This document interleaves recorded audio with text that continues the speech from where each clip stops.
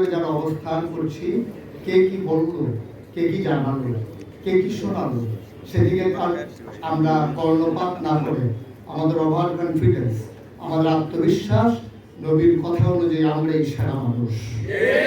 সুতরাং কারোর কথায় আমাদের মর্যাদা কমে যাবে, এটা কখনোই সম্ভব নয়। শুধু আজকে নয়, শুধু ৩৬ জুলাই, শুধু ২৪-এ নয়, এই পৃথিবীতে অবদান রেখেছে ওলামায়ে কেরাম। এই পৃথিবীকে সভ্যতার আসনে আসীন করে দিয়েছে ওলামায়ে কেরাম।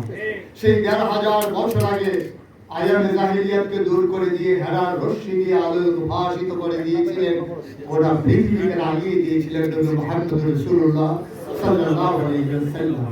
তার এই ধারাবাহিকতায় হযরত আবু বকর সিদ্দিক মুরতাদদের বিরুদ্ধে বজ্র কঠিন হয়ে তিনি প্রমাণ করে দিয়েছিলেন দিন ছিল, দিন আছে, দিনই থাকবে। ওমরে ফারুক তিনি প্রমাণ করে দিয়েছিলেন সত্য আর মিথ্যার বাতিলের রেখাটান দিয়ে। তিনি প্রমাণ করেছিলেন আমাদের যিনি পঞ্চম খলিফা হিসেবে যাকে সাব্যস্ত করা হয়, সেই উমর ইবনে আব্দুল আজিজ, তিনি তার সঞ্চিত সম্পদগুলো, তার বিবাহে পাওয়া স্বর্ণগুলো জমা করে দিয়ে বলেছিলেন যে আজকে পূর্ববর্তী বংশধরের রক্তের দায় শোধ করতে আসলাম, আমরা সেই জাতি।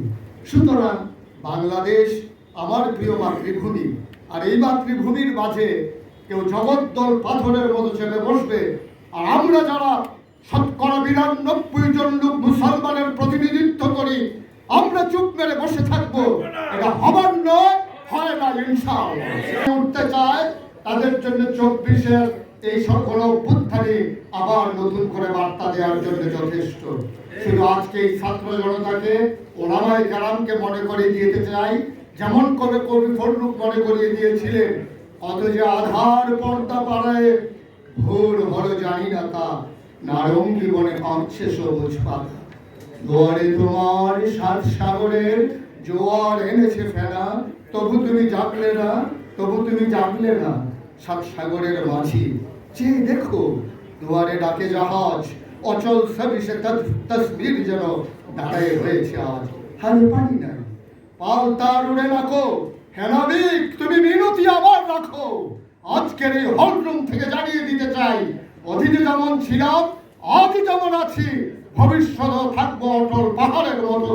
চিৎকার করে বলে দিতে চাই, আমরা ছিলাম, আমরা আছি, আমরাই থাকবো ইনশাআল্লাহ।